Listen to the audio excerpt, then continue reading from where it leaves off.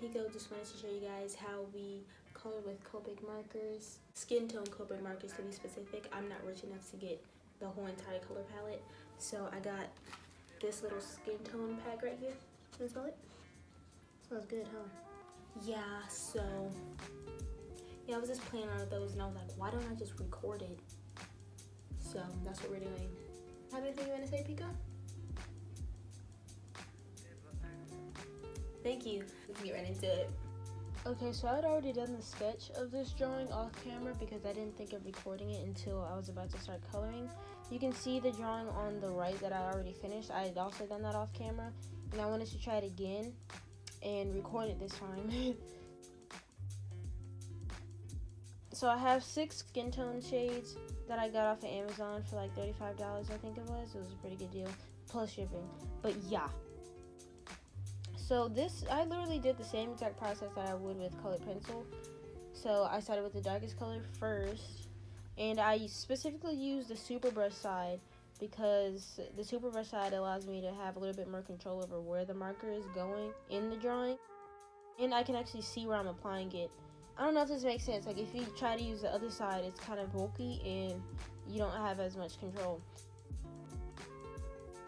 Then I use the second darkest color, and as I'm getting further into the center of the face, the colors are getting lighter. So like the cheeks and the middle of the forehead.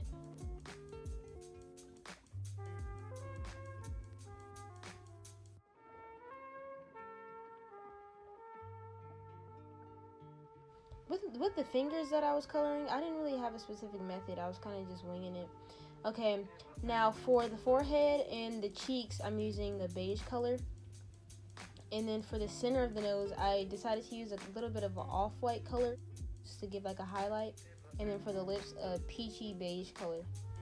Okay, so I kind of lied. I did a mixed medium version of this, not just Copic markers. So I just used burnt ochre, beige, white, and black just to make sure that I blend the face out in areas that the color difference may have been a little harsh. So it wasn't that much colored pencil I used, but it was enough to know that I used colored pencil, but it wasn't that much. So I just went over with my beige and white just to highlight the areas that were already light.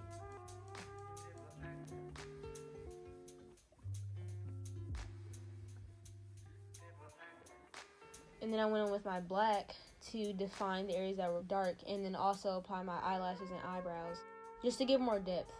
And then my edges, duh.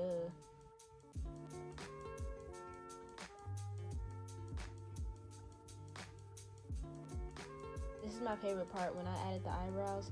It just made the whole entire expression of the face like become so much easier to read. It was just kind of satisfying.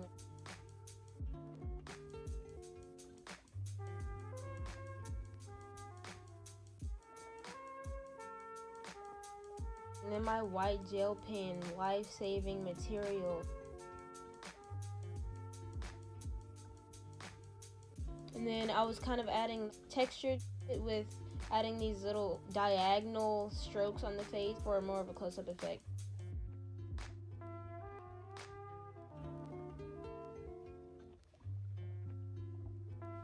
So for the rest of this drawing, I used colored pencil. But if I had a whole entire Copic marker palette, I would have used purely Copic marker. So yeah. Okay, this is kind of where I messed up because I was trying to put Copic marker on the hair so that I wouldn't have to use that much black color pencil, kind of like to make my life a little bit easier. But when I was trying to apply the black colored pencil, it wasn't that much coverage because there was already, you know, stuff put down in that area of the paper, so I had to like press down really hard to have the black come off in the first place. So it kind of backfired on me. I thought it was gonna work, but it didn't. So I would not recommend doing that. Kind of skip that step and just color all of it with colored pencil or black Copic marker.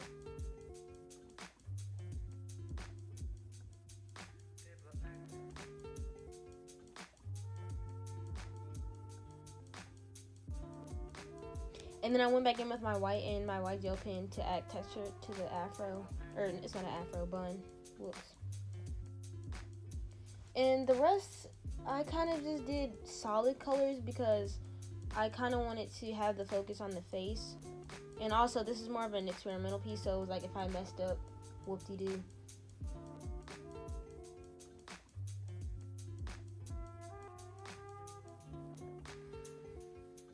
I tried this new technique on the shirt where I just put down the foundation color first, and then I went back and added some highlights with white colored pencil, and then went over like the knitting line on the shirt with a brown. It was for a little bit of detail, but I didn't need to give too much detail.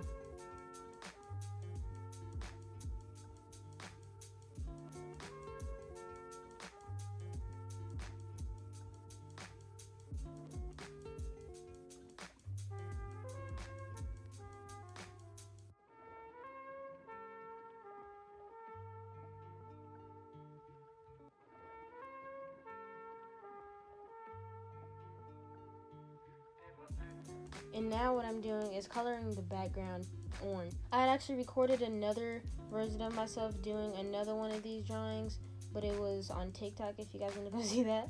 But yeah, I was trying to do this thing to where the last drawing, like the color shirt of the last drawing I did, was going to be the background color of the new one. I don't know if that makes sense. You can see it, but yeah, I was trying to make it a pattern so it can like all relate. So yeah, that's it. That's all I did. Okay, bye.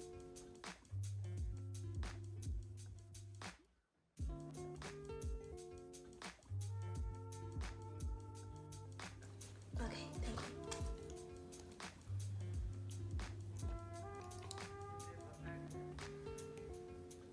Thank you guys so much for watching to the end of this video. I hope I helped you guys. I'm sorry, I'm doing too much.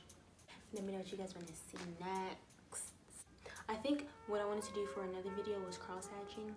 I haven't done cross-hatching in a second, so yeah, stay tuned for that. Okay, bye. Ow, my hip.